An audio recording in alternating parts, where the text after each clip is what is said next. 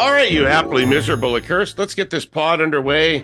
Good and early on a Monday morning. It's Herle here with the reliably buffed and hair gelled Teneycke, the superhero enraptured Reid, and the perfectly composed post-school drop-off Leichnitz with the shitty socialist internet. All right, what's happening, team? How you been, Jordan? I've been good. I had a good weekend. Got to hang out with some friends. We had I don't know if this ever happened with you guys, but my kids love sushi, which is in this economy a really brutal eating habit for them. So the only thing the kids want when we all hang out with friends is to have a big sushi dinner. And I'm gonna need a second mortgage. So Are you indulging them, perhaps? I Sushi? don't know. Yeah, they Like, I really mean, like it. what kind of socialism is this? When I was a kid, you know what kind of fish I got? Fish sticks. Fish sticks. Captain Right, Highliner. right in the fucking oven there. Right? Corey's like, my kids like Tequila Saint Jacques with an aperitif.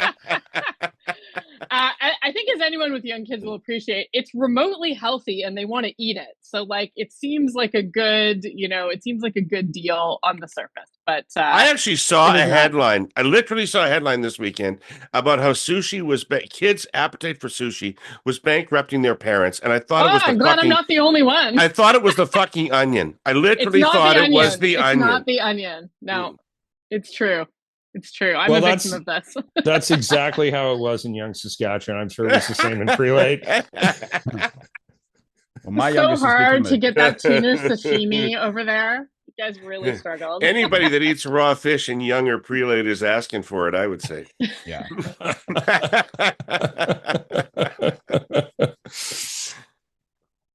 Scott, how are you? I'm fine.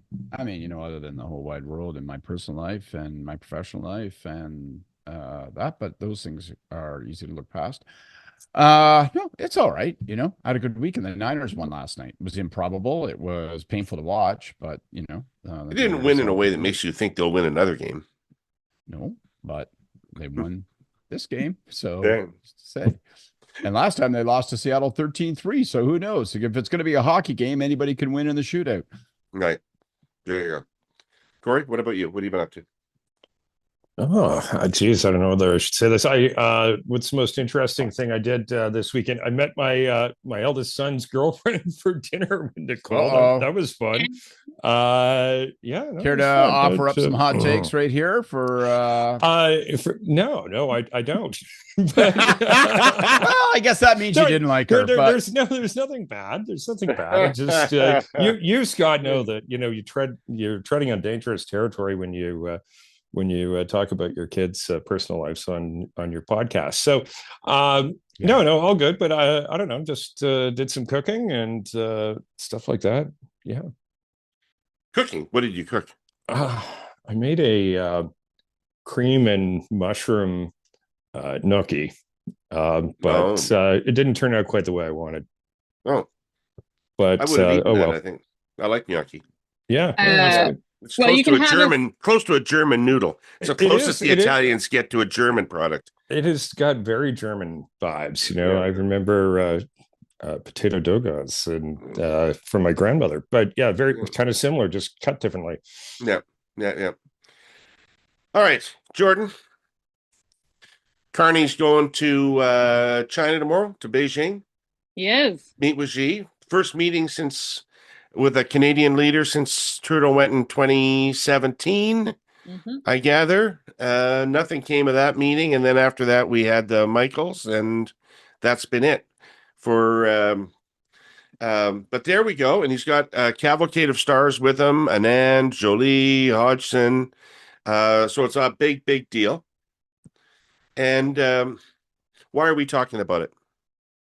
Well, I mean, I think it's significant that it's the first visit in such a long period, about 8 years. And I was thinking that, it is really tough because even though, when Harper's engagement with China only yielded the pandas, like already that's set a pretty high bar for success. So, he's got to compete with that. But I thought it was interesting, listening to Cody Blois out over the weekend. They're really setting expectations quite low for this meeting in terms of what's going to come out of it. And I think that that's probably appropriate. It seems unlikely that anything really concrete is going to come out of this.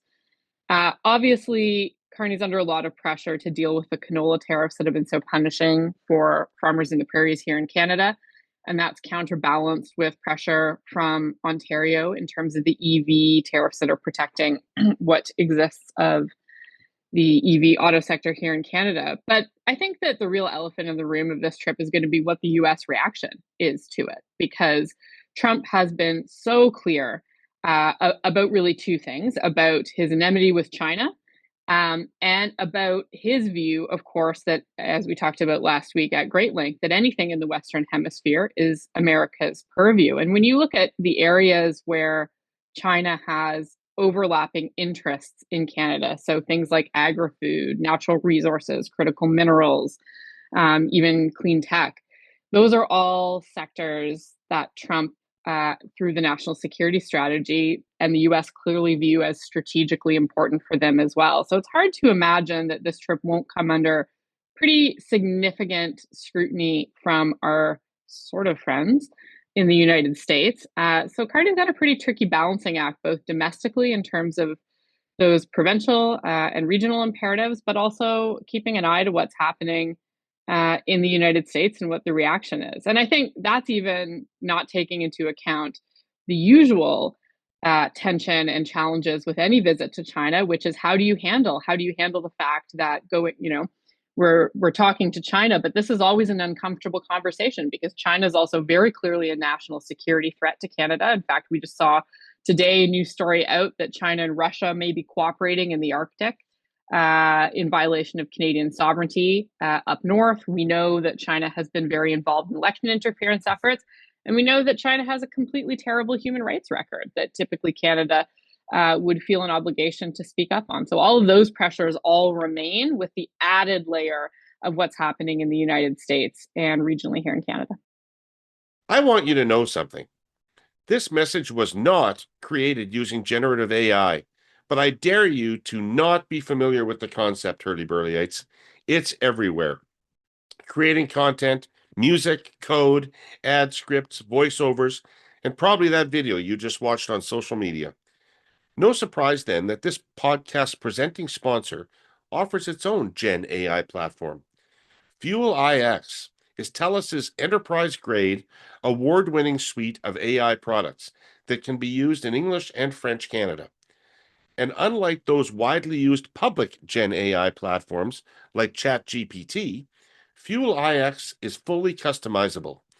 So companies can come to Fuel iX with specific requirements and build a custom platform for their coworkers with custom security requirements, model restrictions, the ability to encrypt chat histories, privacy features to keep data secure, and options for data storage so that it remains within Canadian borders. That level of customization reaches right down to Fuel iX's Copilot engine, a conversational AI assistant that helps users with everyday tasks like knowledge searches, summarization, copywriting, and image generation, as well as document and data analysis. The difference here is that businesses can create their own Copilot for any task. So they can define the Copilot's specific role, tone, approach, and set any other parameters as needed. All of it built with trust and privacy in mind. Next week, more on TELUS's Fuel iX from me, the real David Herle. As far as I can tell, I'm not a voice chatbot. They're probably working on it, though. Scott, what do you make of the fact? What do you make of the fact that the left wing of the Liberal Party seems to be emerging in an extra parliamentary sense? And Lloyd Axworthy, very vocal now in various media forums, and Bob Rae is back and very active on various social media forums, and a former PMO staffer is active, sort of reminding people that Trudeau had ethics about these things. Is there a schism inside the party about these things? There's a schism. I don't know how deep it runs because circumstance is so defining. So it's not surprising. By the way, I think I distinguish. We'll see what else he has to say. He's in his first steps. He's in his first stages of commenting public in terms of Bob Rae. We'll see.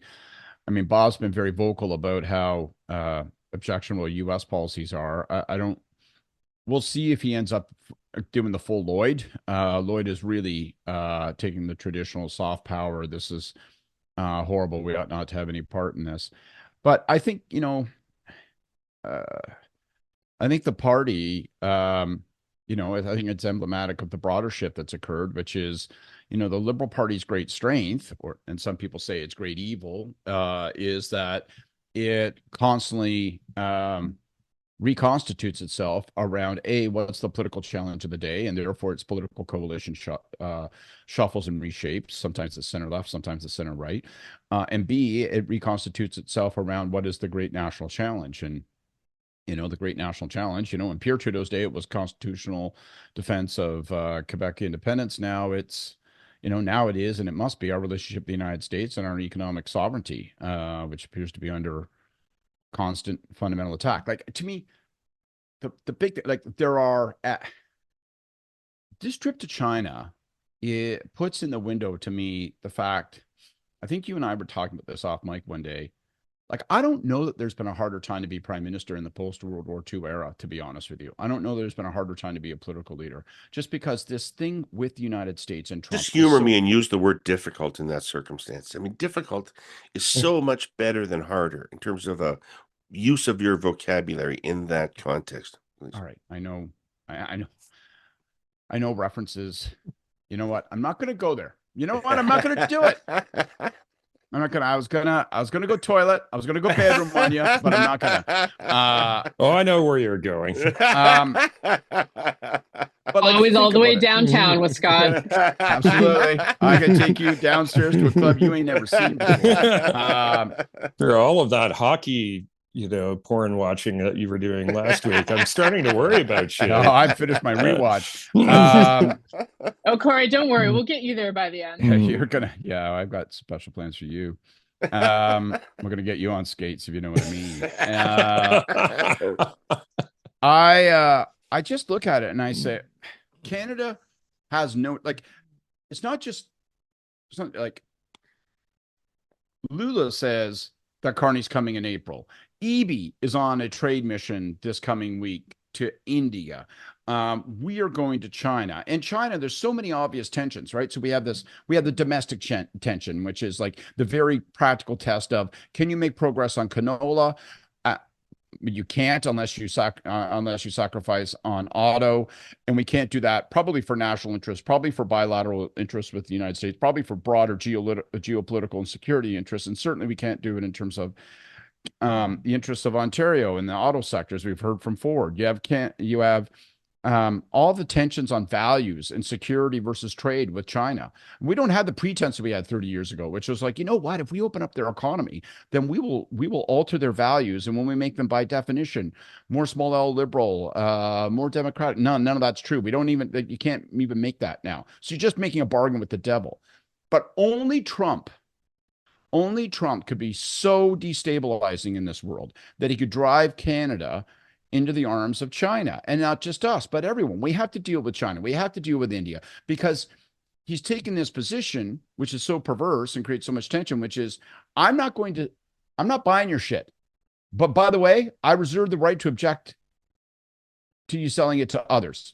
Right. And so we end up in this world where if I was in the prime minister's office, you have no choice but to engage. You got to fish where the fish are, and the fish are in the big markets like China, like the United States, or like China, like India, and like Brazil. But these are bad actors on a whole variety of fronts.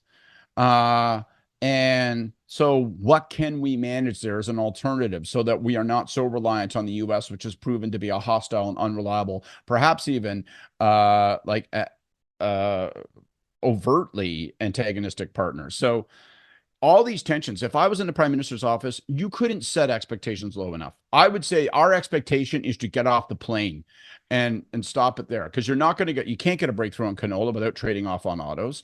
And you can set up some kind of dialogue and, maybe work toward a reciprocal lowering of tariffs on a variety of schedule of goods across the board, re-engagement of diplomatic. We're going to open up two new posts in China, or some fucking bunch of dressed up stuff. But really, it is just about strategic re-engagement, because the second you start to move on a specific, Trump is going to object. It's going to, or it's going to create incredible domestic trade-offs. I think Carney's willing to sustain the values debate and say, sorry, Lloyd Axworthy.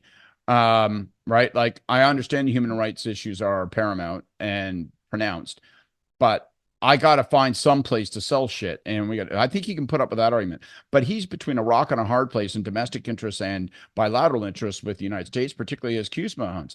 But it gives him maybe a little bit of leverage with the States in terms of saying, guys, like, if you're going to close your doors to us, I got to knock on others. But it's such a tricky. And it's going to be tricky when we go to Brazil, maybe less so, but it's still tricky. And it's going to be tricky with India. He's forcing us to deal with dark forces. That is what Trump is doing. And by the way, he's doing it to the whole world. He is the best president China could have ever imagined. Peering out through the spidery lattice work of ice on your front window and contemplating the snow and ice and slush you'll have to stamp and plow through for the next couple of months, you might spare a thought for grain. A lot of the good food you just feasted on during the holidays contained grain. Really, there's very little bread or pasta or cereals without grain. Some of your favorite beverages are grain-based. Think beer and whiskey. Muffins, crackers, cookies, tortillas, all sorts of desserts, granola, certain cosmetics, even Band-Aids contain cornstarch, which, comes from grain. Anyway, the point I'm getting to here is the world relies on grain, and some of the very best grain is Canadian, and a great deal of it moves to market on the tracks of our sponsor, CN. You're probably wondering what all this has to do with contemplating ice and snow through your frosted window. Well, here's what. CN has not just been bulldozing through this early, rather harsh winter, it has been setting records. In December, the railway moved 2.82 million metric tons of grain out of Western Canada, breaking the previous record set in 2020. It was the fourth record-breaking month in a row, and CN moved more grain in 2025 than any other year in its history. This is a big deal for Canadian farmers, for shippers, for CN, of course, and for the Canadian economy. I'm not going to launch here into a lesson of how exactly CN achieved all this, but let's just say it's a combination of investing in technology and safety and insisting on punctuality. CN moves Canada's economy smoothly, efficiently, and on time. The figures speak for themselves. Kory, what does a win look like for Carney here? Probably really modest. Like I'll kind of pick up where Scott left off because I think it's kind of where it is. It's a slow warming of the relationship. I don't expect big things. I don't think big things are possible for the reasons Scott mentioned, but also because of where the relationship's coming from. Like I'll use a bit of a cooking analogy, or like there's always a thing you don't want to scare the eggs, you don't want to scare the beef. If you want to put a steak on the grill, you want to slowly warm it up to room temperature. You don't take it out of the freezer and throw it on the grill. You want to make a nice French omelet, eggs at room temperature. You can't go from cold to making something beautiful. And the relationship with China couldn't be more cold.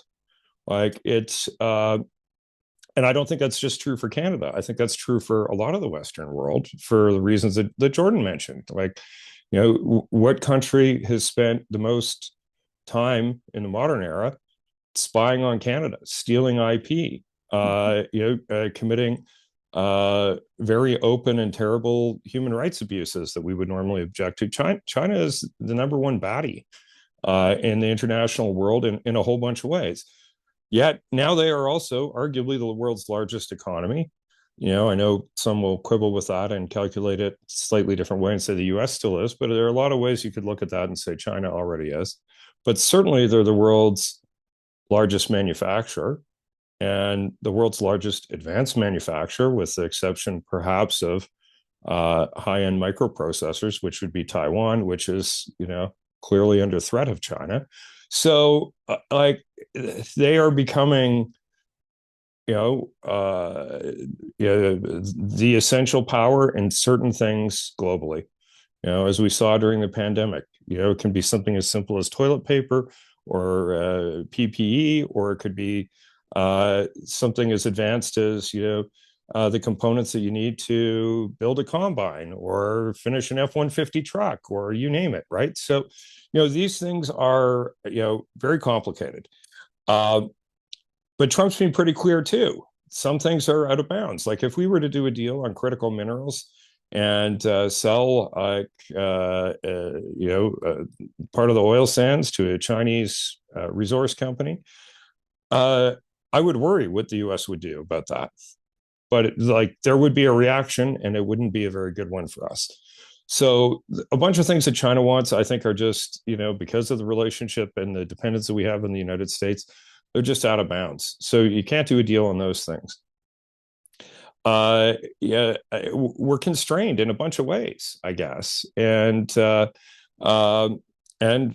diplomatic relations, terrible right now, and have been terrible for a long time. And they've been terrible not because of reasons of personalities, but because of, I think, the actions of China. So what are my expectations? Very modest, very, very modest.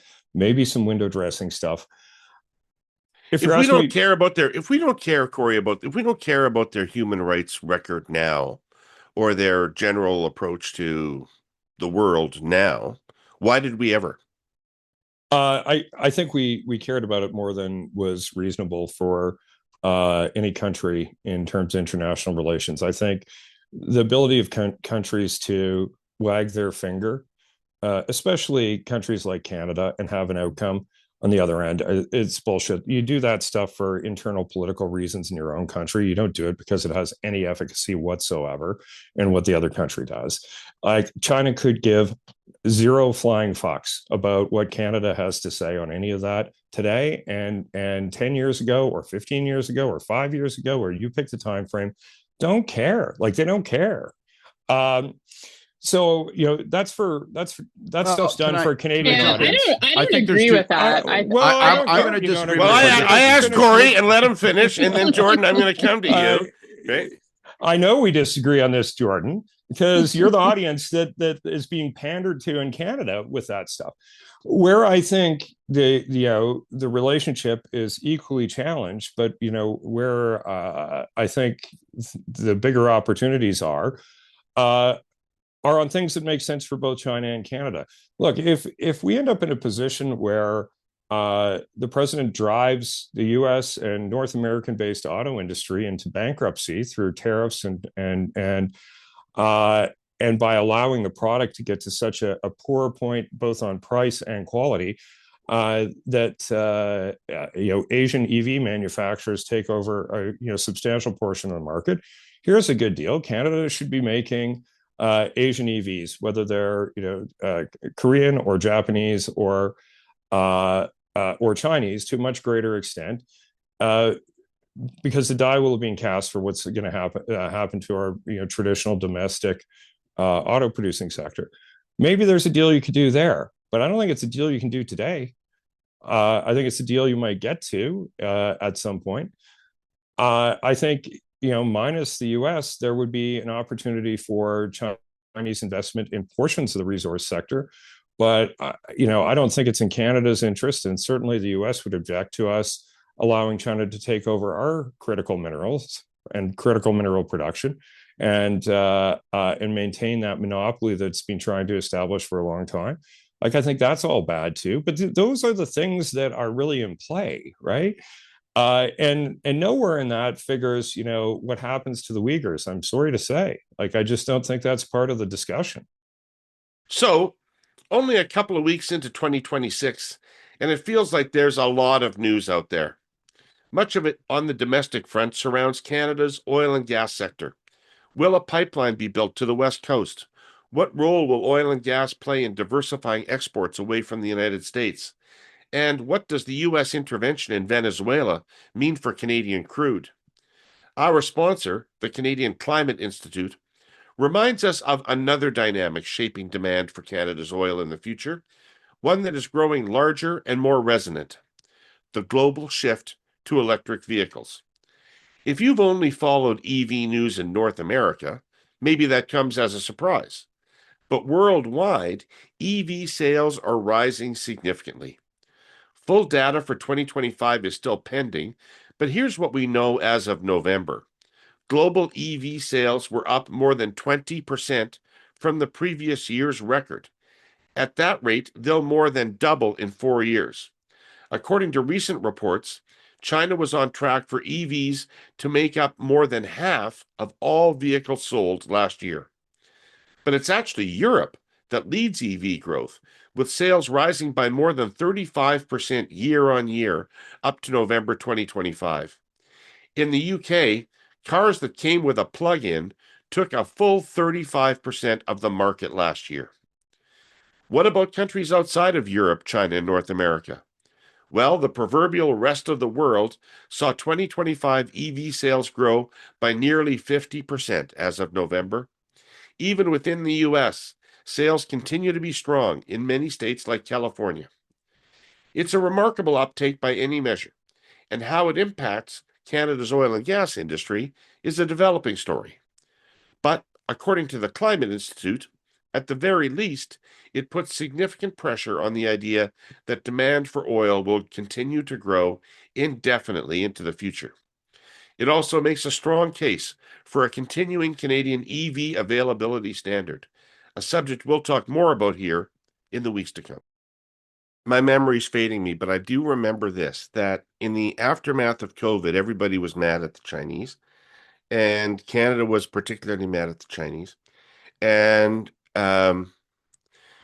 we had all this foreign interference stuff going on. And Janet Yellen and Chrystia Freeland were talking about friendshoring, about how we wanted to, create supply chains that actually cut the Chinese out because we couldn't rely on them. We had to only deal with reliable, like-minded people.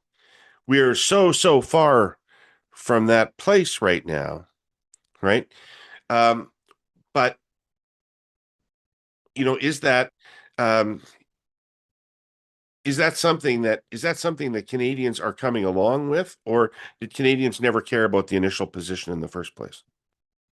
Well, I mean, I think we're clearly in a different world, but the kernel of truth that was the basis of the friendshoring argument remains, which is that, a lot of the things, for example, that Kory is talking about with China, be that Chinese EV production in Canada or Chinese ownership of natural resources, sound a whole lot better in theory than they would be in practice. Like you simply can't separate out business interests from the Chinese regime's complete disregard for international law, for Canadian sovereignty, and bound up in that is their disregard for human rights domestically, right? And I think the proof about the impact of Canada speaking out on that is in the behavior of the Chinese government when Canada does so. They don't like it. They're real pissed about it. It does have an impact on them and have an impact on the relationship. So I think it's false to say that you can hive all of these things off. Now, the challenge for the Canadian government and the challenge for Carney, I would say domestically on this as well,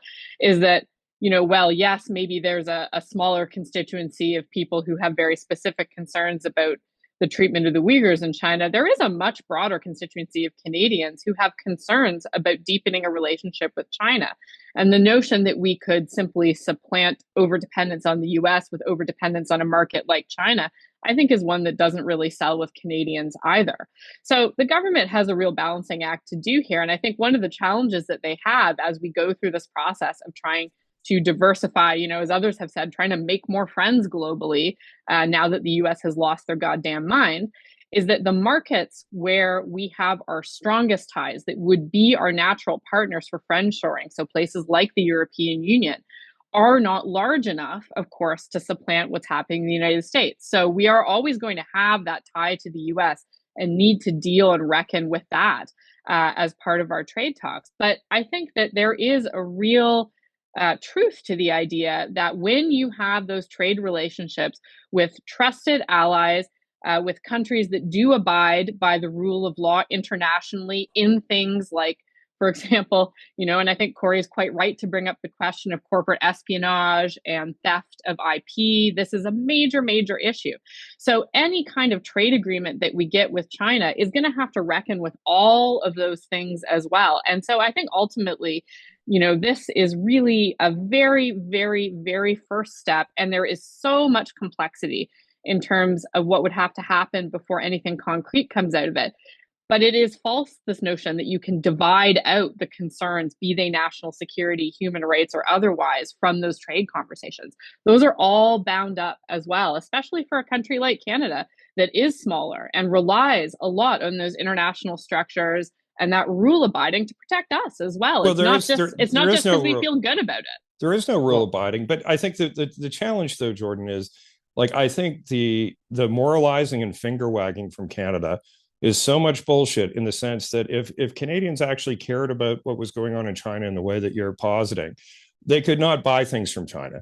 Except here is the problem. There are a bunch of things that we need in our economy and that we do that only China, for all intents and purposes, manufactures or does anymore. And so we have this integrated global economy that is very complex, that relies on China in a bunch of ways. China is problematic in a bunch of ways. The US is problematic in a bunch of ways.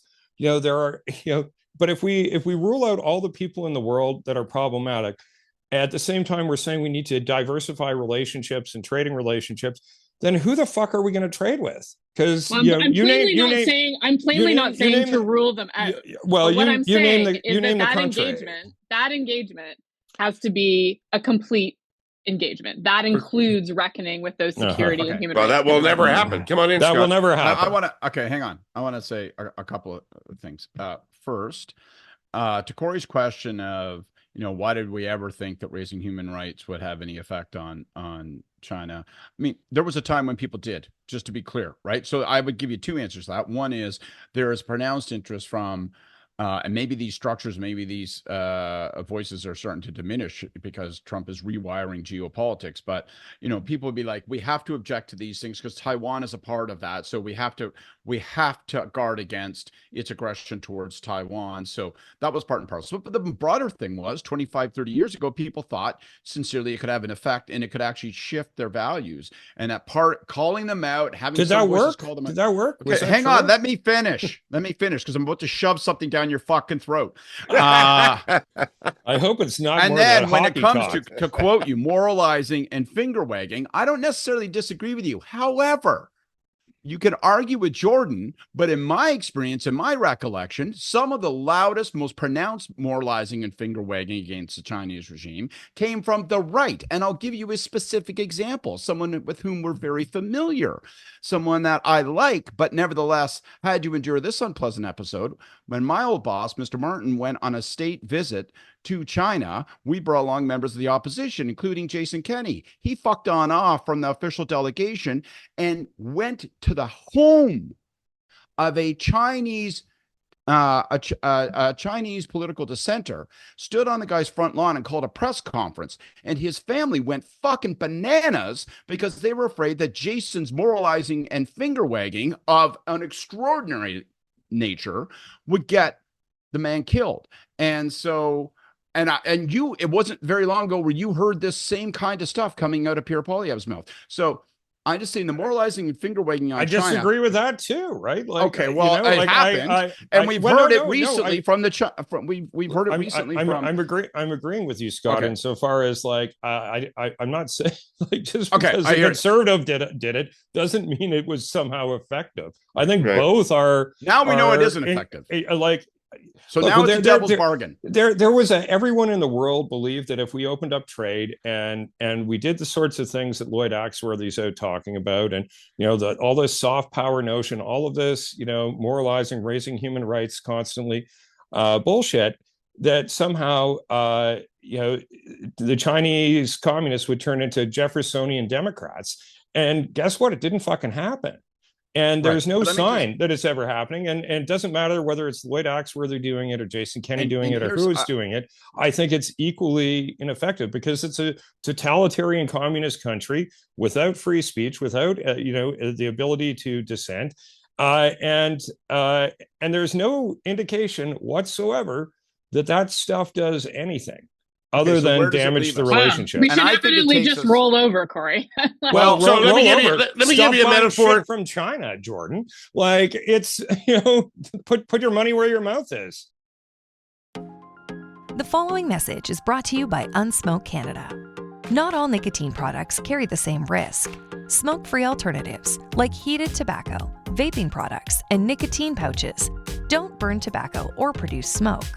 While not risk-free, evidence shows they have the potential to be significantly less harmful than cigarettes.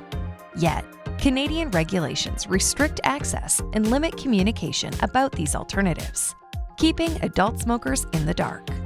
Sweden has accepted this science, embraced smoking harm reduction, and driven smoking rates below 6%. Canada has the tools to do the same, but it requires political will. It's time to align regulation with science, expand access to smoke-free products, and empower Canadians to make informed choices. The evidence is clear. The opportunity is real. Canada can be smoke-free. Learn more at unsmoke.ca. Here's the metaphor I want to give you, right? A lot of people would like to grocery shop their values. A lot of people would like to buy from fair trade places or buy from unionized places, or these days not buy from the United States, etc. But that's a affluent person's game, right? Yeah. Most people can't afford to buy their values. They have to buy what they can afford, right? And that often means that they have to buy from, they don't have a choice about buying non-American produce, for example, or things like that. Is that where Canada's at now? We used to be rich enough to have values, and now we're in a position where we have to buy what we can. Yeah, like I'm not taking on the straw man, guys. Like, I'm not arguing that we don't trade with China. Nobody is making that argument.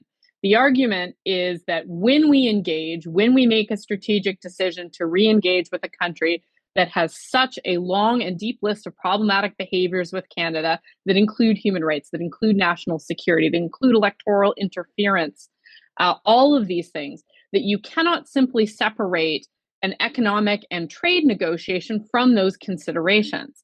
And that when Canada acts more broadly on the international stage to reinforce norms of democracy, of human rights, of international law, that benefits us, not just because it's a nice thing to do, but because we also need those structures. Otherwise, we are fucked in a situation where you have countries like the United States and like China who are operating in a might makes right situation. So we need those things. That's where we are.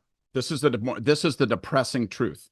The depressing truth is that we have actually arrived at that. We haven't fully embraced it, fully acknowledged it. There's some clinging to the fact that there are structures and institutions that will somehow obviate those things, but they're not, because the two largest economies and two most powerful nations on earth are now both decidedly enthusiastic about having no world order. That rules-based system doesn't work for either one of them, and they're enthusiastic about the opposite of it. And so it just leaves us bobbing and weaving and what people call these sort of like transactional alliances, hoping that it's a very worrying place, because set aside human rights, the reality is we come stampeding back to the same conclusion we had at the beginning. Carney has very little room for maneuver. Why? Not because of human rights. Right. In all honesty, that's not what's going to. That's right. That's not the constraint. What's going to discourage him is that we can't make trade-offs. We can't actually make breakthroughs on trade, because they will either, like, let's think about capital investment as an example from the Chinese. That's too worrying from a security standpoint. We're going to give them access to strategic assets like critical mining. I think that's why he's in Qatar. I think he wants Middle Eastern money. Exactly. Well, and evidently, that's the one deal he's been able to get so far, by the way. We can't do it for that reason. And now we have a president of the United States who is so goddamn stupid that he measures the influence of the U.S. on the basis of a balance of payments metric.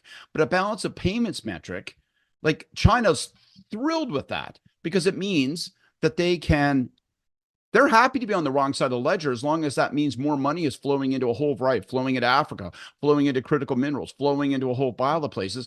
And Trump is going, well, we want to vacate all that unless we end up on top dollar. It's just, it is unbelievably worrying. And in the end, what happens is all these institutions and rules go out the window. It is might is right.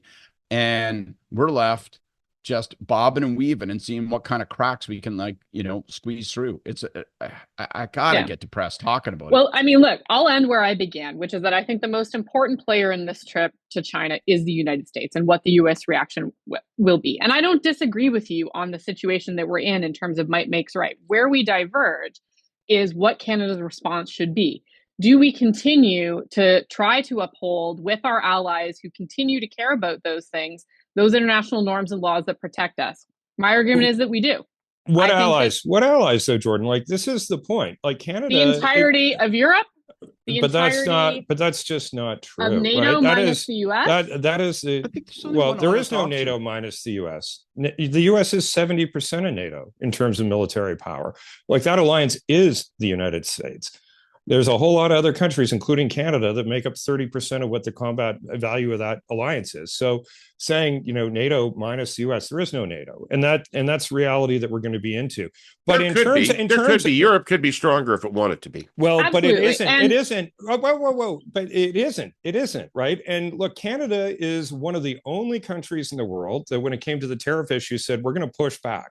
2 countries pushed back. One was China. The other was Canada.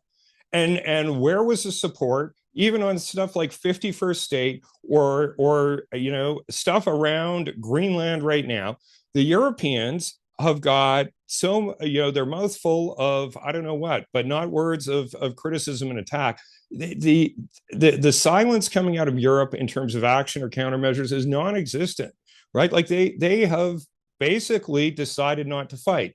So when you're talking about, okay, well, we're going to join the rest of our European allies in pushing back against the United States, find me one, because I don't fucking see them. I saw the head of the EU run over to make a bullshit deal with the Americans that didn't even last a week.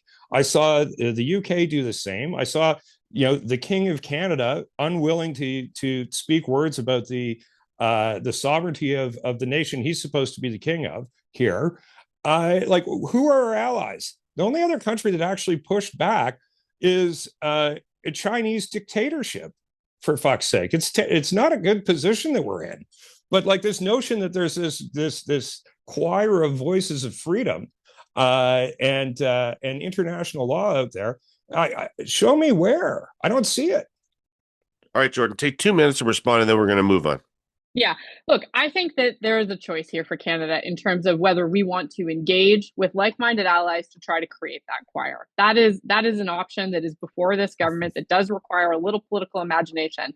But at the end of the day, these international norms, these international laws, all of these things that are protective for Canada rely on countries continuing to treat them as real. And if our closest ally is not going to do that, then we need more countries, not less countries doing that. And so Canada has an important role to play there. Although I will meet you and agree with you, Kory, on the uselessness of the king and that engagement there. Yeah. But I think that there's more to play out here. The territorial threat around Greenland has mobilized Europe in a different way. And I think there's an opportunity for Canadian leadership here in frankly, like a coalition of the willing to stand against some of this shit coming from the US.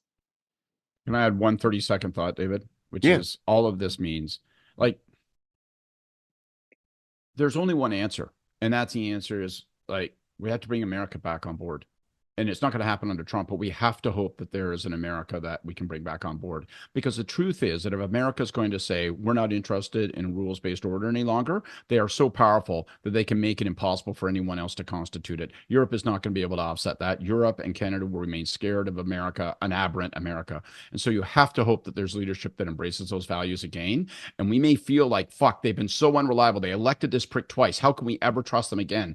I think the real politic is you won't find the answers in China and India. You won't find them in Brazil. You're not going to find them even in Europe. You're only going to find them in a changed America. We need them to come back. Might not be the exact same as the post-World War II ethic, but it's something that is that recognizes that if American leadership has to be exerted in partnership with those countries, otherwise we're fucked, I think. Ontario spends a lot of time planning for energy reliability. Strategies are drafted, long-term forecasts are made, but winter doesn't wait for plans to unfold. When temperatures plummet, the province needs energy that shows up. That reliable energy is natural gas, says our sponsor, Enbridge Gas. At the center of that reliability is Enbridge Gas's Dawn Hub, one of North America's largest underground natural gas storage sites. It sits in southwestern Ontario and holds massive reserves of energy that is connected to communities by thousands of kilometers of dependable pipelines. For Enbridge Gas, the Dawn Hub is Ontario's superpower. It doesn't wait for ideal conditions or backup plans. It jumps into action and saves the day for millions of Ontarians instantly. Homes stay warm. Hospitals stay open. Businesses keep running. Here are some numbers for you to ponder as you listen from your warm home. Dawn connects 8 major pipelines. It serves 10 million homes and businesses across Ontario, Quebec, and the U.S. Northeast. It spans 36,000 acres below ground, with storage pools filled with natural gas at the ready. And for those doing the quick mental math, I'll indulge in a quick football reference to help. This size is equivalent to about 18,000 Canadian football fields. A whopping 20% of the energy delivered in Ontario is sourced from Dawn. It's remarkable. But Dawn Hub isn't just about pipes and pressure. Its superpower is about keeping energy stable, reliable, and affordable for Ontario's homes and businesses. Check out enbridgegas.com for more on this Ontario energy asset. Okay, let's quickly do our clipping, which is from my competitor, Nick Nanos, writing in the Globe and Mail on January the 9th. Canadians are feeling pretty good at the moment. Will the optimism survive 2026? So I just want to throw some of his data at you folks and have you see what you think it means in terms of the prospects over the next short period of time for an election. So the performance of the federal government, 50-some%, looks like about 55% say the performance of the federal government is very or somewhat good. The only time in the last 20 years that it's been higher is the first year of Trudeau, where it reached 60% saying the performance of the government was good, but it appears to be higher than the Harper government hit at any point, according to Nanos's polling. On the other hand, people who say Canada is moving in the right direction is at just over 50%, and that's the highest it's been since COVID, but markedly higher than it was through most of the Harper time in office, when it was ranging around 60% or higher. Preferred Prime Minister, Carney 49%, Poilievre 26%. And then the economic mood of Canadians is trending negative. What Nano says is that consumer confidence remains tepidly neutral as Canadians wait and see what will happen in trade negotiations. Expect the economic holding pattern to continue in 2026 until there's more certainty. So what you have there is you have people cautiously thinking that things might be moving in the right direction, but that the economy is probably bad, and they prefer Carney to Poilievre. That seems like the most optimistic scenario for the Liberals I've seen out of the polling, to be honest. Scott, what do you think? Yeah, I had the same reaction. And, you can't take anything for granted, but we'll often say when any of us go to like a conference or a class to speak to or a convention or something like that, and people sort of say, what are the fundamentally most important things that you wish to convey as a political party, as a government, as a leader? And we'll often say things like stability and competence. And I think Carney has been successful to distinguish himself from Trudeau and successful to distinguish himself from Trump and Poilievre, and he's done a whole bunch of other things, and he's got a whole bunch of challenges as well, obviously. But I think one thing that's easy to forget in the day-to-day discussion of ups and downs of politics is that he has taken ownership of this space of, for whatever else I might think of this guy seems competent. He seems stable. His voice doesn't rise when he talks. He seems like he's working on something and working through all this shit, which isn't the same as what I think the conservative critique can sometimes wrongly be, which is he hasn't delivered. He hasn't gotten a deal out of Trump. I don't know that people hold him to that test. Is he telling me in his everyday actions and his words and his demeanor that he's stable and competent and working on this? And I think that reliability factor as a political entity is what these numbers are reflecting. And that's a real asset. Doesn't mean that an issue can't blow up on you and take an election away, but I think that's what I'm hearing. I think it's the success of the fundamental branding of Mark Carney as a political asset. Yeah. So Jordan, if I was to say to you, he doesn't appear to be talking at all about the things that are most concerning to people: cost of living, cost of food, cost of housing, etc. And what he is evidently doing, and as Scott says, he looks competent doing it. He looks like he knows what he's doing, but he's not telling me what he's doing. And so I'm left to guess what this means and what the significance is. And some of these things are big changes. Like if we no longer care about morality in our foreign policy, that's an interesting change. I'd like to hear a little bit about that. So why is he doing so well in the absence of really communicating with Canadians about what he's doing and why he's working on the things he's working on?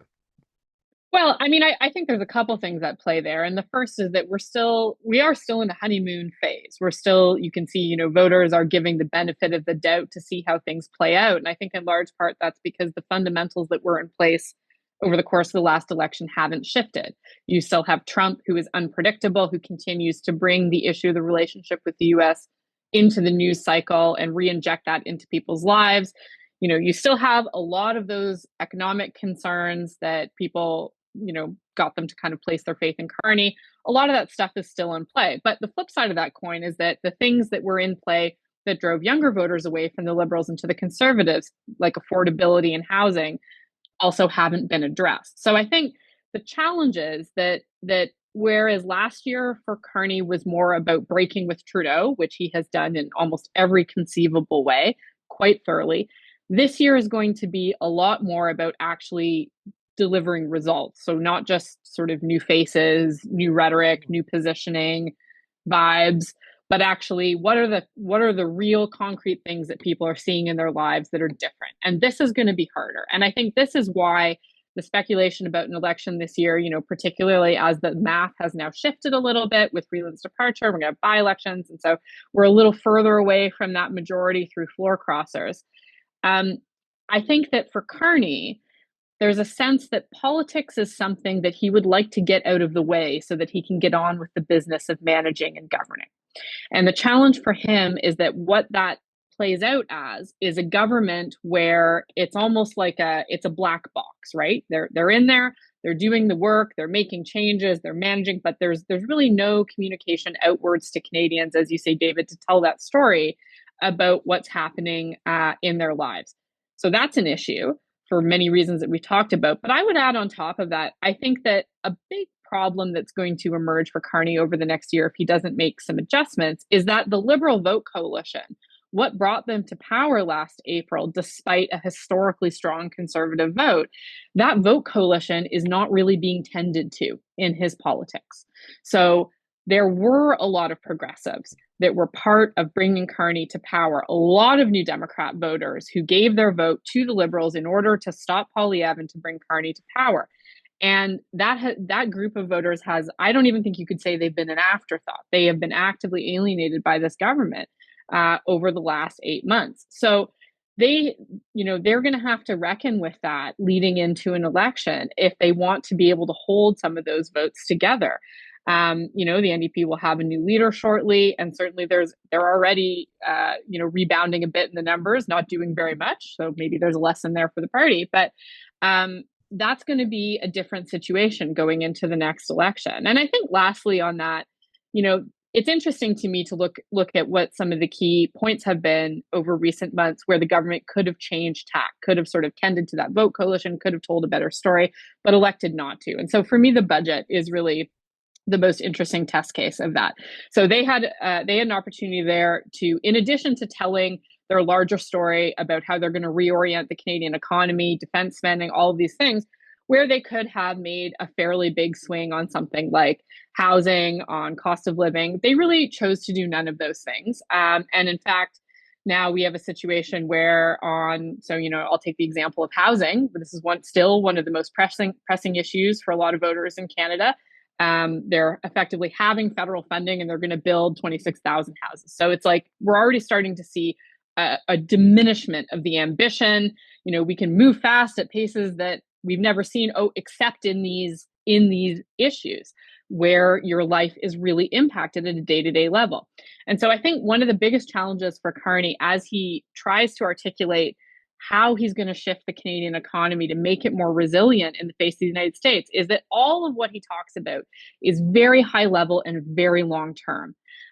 So that's, reorienting through major projects, that's attracting new investment. All of these things sort of sound well and good, but for a lot of Canadians who do not feel that they are getting a slice of, for example, growth in the GDP, if that were to occur, if we improve our productivity, are they going to get rewarded for that? If we bring more AI in to make our businesses and our government more efficient, is that going to improve their lives, or are they going to lose their jobs? And so these are questions that the government has really not thoroughly engaged with in any sense in their communication with Canadians. And I think that that's going to become a bigger threat to them over the next year. Kory, just as a matter of sort of theory rather than practice, and when you look at Carney and you look at the situation that we've talked about, and he's over 50% in approval, which is, he's running ahead of the party in that sense. Aside from the Trump factor, what do people see in him that constitutes leadership? Like, what are people responding to? If it's, I'm a person that generally believes that policy is overrated in politics, and that leadership impressions come from a lot of places. And I'm just interested, since Carney isn't doing that much to sort of take the country with him, yet they seem to be following him. What is it that impresses people? Well, I think you touched on some of it in your earlier comments. Like, I think the calmness and the confidence and in some ways the brevity of his interventions, denotes somebody who's in control. And I think that stuff is really important in politics, like the nonverbal and the tonal. If you're talking about policy and things, and how I would rank them in importance for marginal voters in terms of the impressions they're left with, I'd say the nonverbal and the tonal is more important than the policy for a lot of people. So, yeah. And then I guess I would say, as we do many times on this podcast, these things are all comparative. You can't make an assessment of Carney without at the same time making an assessment of him relative to Trump and relative to Poilievre and relative to the non-existent NDP, right? We'll see what happens post leadership with NDP, but I think the math for most voters has not changed a lot since the last election. I think younger voters are, if you're looking at, what's the half of the electorate that's not happy with the directionality of things, largely skews younger, largely skews lower income, largely skews the people who voted for Poilievre last time. Therefore, I don't see much change. Do I think much is going to change in the NDP vote? No, I don't. I don't, because I think that comparative process that's going on around leadership, I think for the people who are progressive voters, the dislike and fear of Trump/Poilievre is much greater than any of the progressive values. And let's just be clear, the NDP fell apart not just because a bunch of them went and voted for the Liberals. Some of them went and voted for the Liberals. A whole lot of them went and voted for the Conservatives too, and are not coming back based on anything they're seeing right now. So I guess we'll see what happens, but I think it's a polarized electorate. I think that's what we're dealing with. I think Very much so. And I think the challenge, because I do think these things are so biased towards leaders and leadership, I think the challenge for the other parties, and this is not just the NDP, it's the Greens, it's the Bloc, it's others, is you get left out of the conversation because your leadership is of such low profile, and the nature of politics being what it is right now, it's very hard to get the exposure to the electorate that you might have been able to obtain in a narrower media environment of the past. So I think you come into politics with a profile that you have to a certain extent, and it's very hard. It's a very slow process to get known. And and we've got some very known commodities out there duking it out. Trump is the biggest factor in our politics today, I would say, still. And I think he's defining what a lot of this is, vis-a-vis Carney and Poilievre. And I don't know. I guess you could look at those Nanos numbers a number of different ways. I would say I look at them mostly this way. Largely status quo since the last election. Not a lot of change. Not a lot of change. Right. Hey, Scott, just quickly. If the Prime Minister came to you and said, Scott Reid, I'm going to accept one piece of communications advice from you. I'll do whatever you tell me to do, one thing, and you can write it. What would you have him do, and what would he say when he was doing it? Well, the first piece would be what they've already done. Yahoo! It'd be some paid media. I think it would be this. I don't think it would be one specific thing, but executed at various times. I think I would remind him that's important to look for and to seize the moment to be a little more blatantly critical of Trump when he can get away with it on an issue or transaction that's not going to get taken out of Canada's hide, right?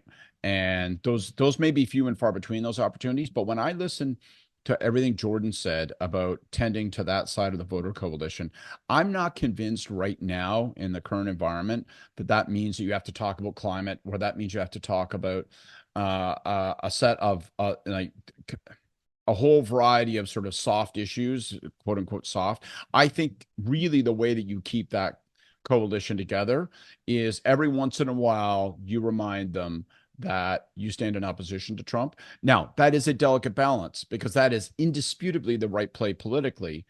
But Carney knows, and we've watched him struggle with this, that when he says something loud about Trump, that Trump doesn't take it out on Carney, or not Carney alone. He takes it out on Canadian workers, Canadian industry, and Canadian interests. So, it's easy to be a guy who walks in the bar and shoots his mouth off if your friends are going to get punched in the mouth, right? So it's always it's always that judgment. But my advice to him would be, where you can, 3-4 times a year, you must remind people to hold that voter coalition together, that you can be trusted against Trump in a way that will never really, really be able to trust Poilievre.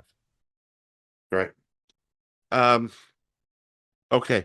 Last topic that we were going to touch on today is Chrystia Freeland managed to exit federal politics in the worst way possible. Anybody got anything to say about that? I don't have a lot to say other than like the challenges that she's had in her political career have been disproportionately in the communications area, and she's not breaking from the past in her departure. Really? I mean, I wonder if maybe a third resignation attempt would have been the charm to kind of really seal the deal.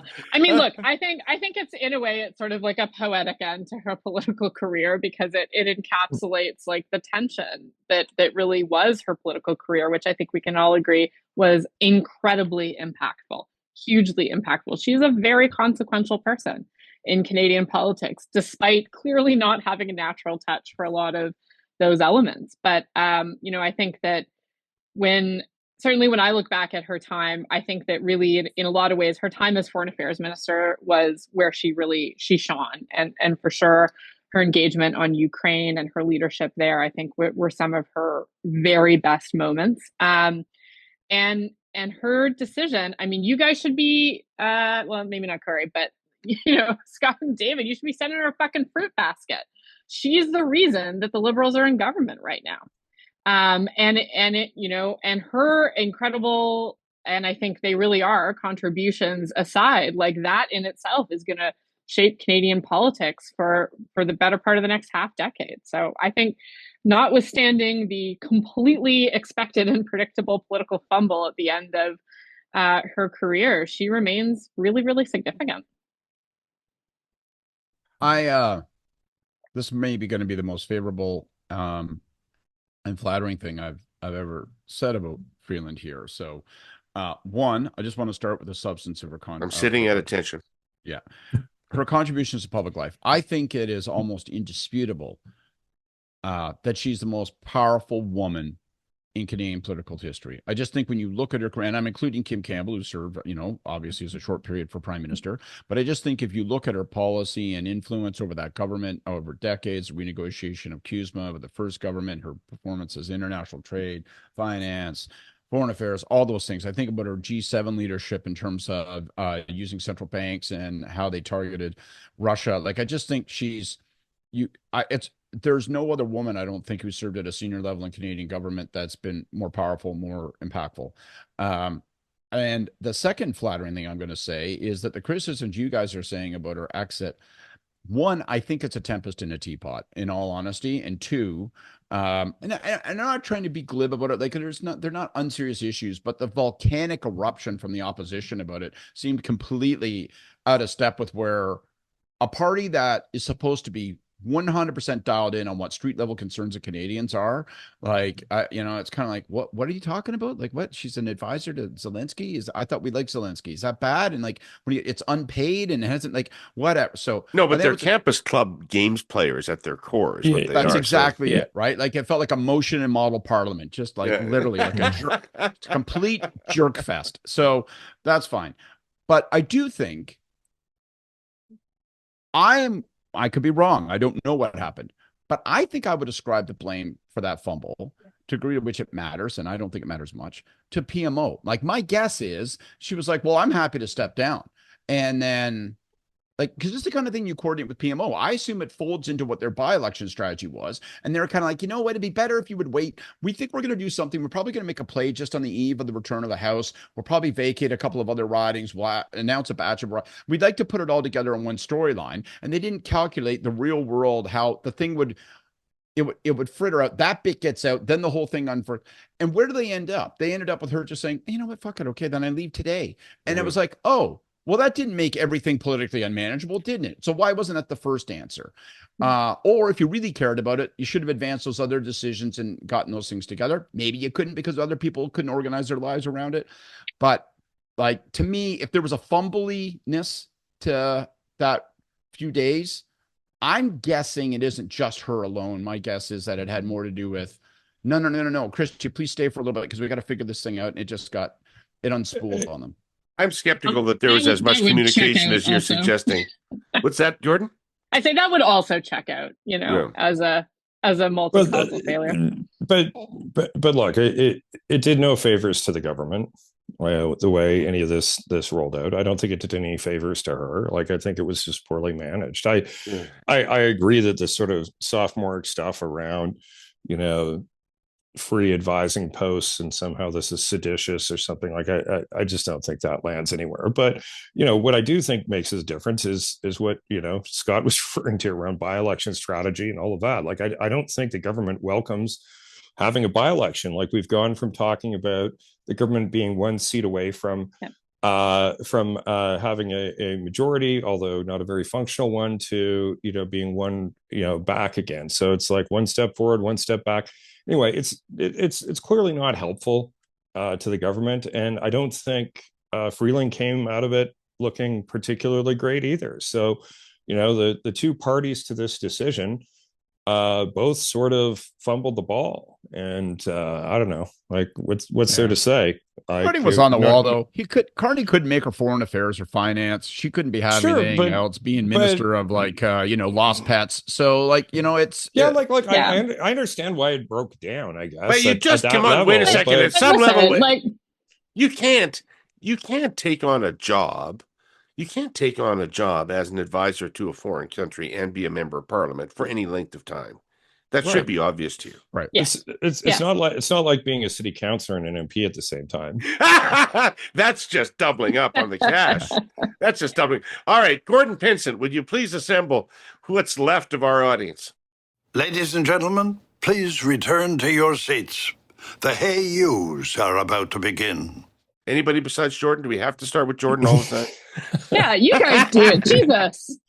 All right, I don't have a good one this week. The only one who does my my fucking homework around here. My Hey I'm You ready goes to out go. to my Hey You goes out to North Carolina U.S. Senator Thomas Tillis, who has said that he will not. I know it's hard to believe. Like, could I get lamer or more obscure? But in this whole controversy that's unfolding as we record this, with Jerome Powell being the Department of Justice attacking the Federal Reserve, and now they're trying to talk about weaponizing the Department of Justice as if it wasn't plainly obvious prior to this. And Tillis, a Republican, yes, he's retiring, so he probably doesn't have political fear in the same way. So, but at least this guy, who's the head of that the appointments committee, said, listen, until this bullshit is cleaned up, we're not gonna.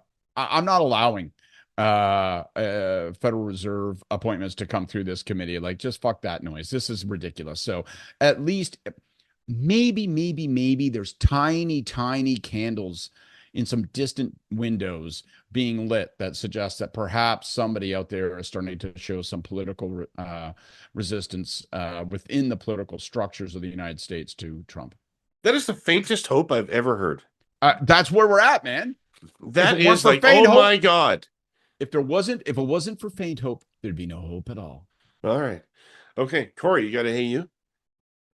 Yeah, it's kind of unconventional one. I'm going to throw a Hey You out to all the people of British Columbia. I'm going to be moving out to your fair province for a period of time to go back into the campaign management business. Going to be managing Carolyn Elliott's leadership campaign for leadership of the BC Conservative Party. And so I'm going to be relocating to Vancouver for a period of time to take on that challenge. And hopefully that goes well, and we'll see what happens in a potential BC general election this year. Very interesting. All right, maybe get your game face on.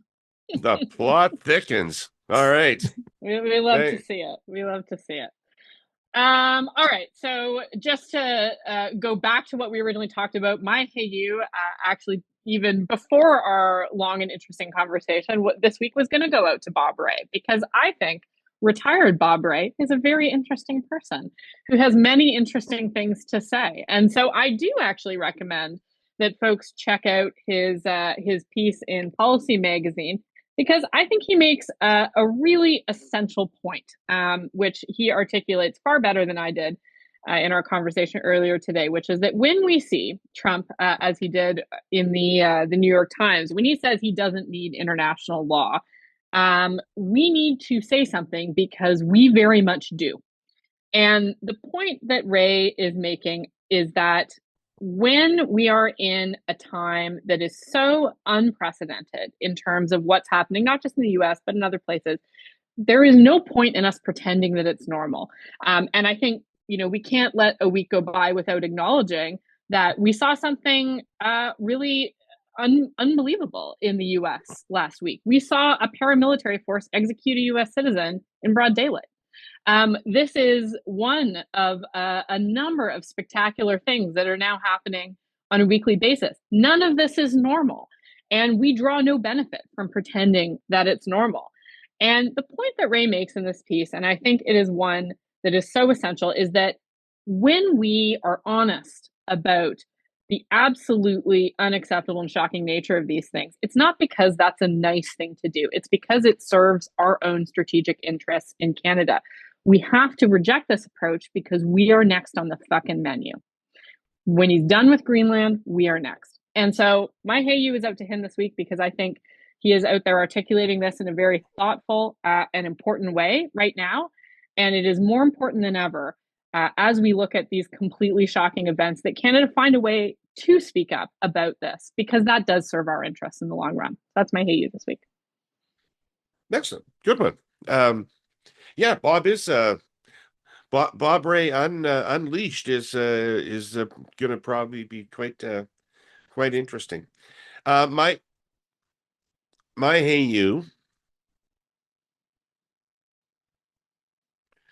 goes out to Evan Solomon. And it is because you're the Minister of AI. And first of all, Canadians are not nearly as enthusiastic about AI as the government is. Canadians have lots of concerns about AI, what it means in terms of truth and reality on the internet, what it means in terms of jobs at the workplace. And people have no idea what your plan is, but you're a minister and you're out there and you're meeting and you're talking to groups. Start talking to Canadians about AI a little bit. You're a communicator.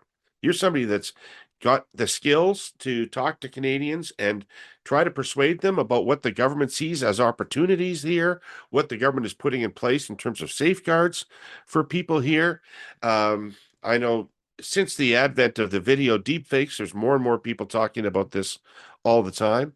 And so I think that part of your job as a minister is to get the public comfortable with where the government's going on this. And I think you can do more about that. So, Evan, let's start hearing from you a little bit. Thank you, you three, for being here this week. Another vigorous conversation. Boy, that tire fire down south is going to keep us going for a while, I think. So thanks for being here this week. Thank you to the sponsors of this show, including the presenting sponsor, TELUS. Thank you to all of you accursed who watched or listened, and we'll be back next week, and Scott will be in a better mood, I promise.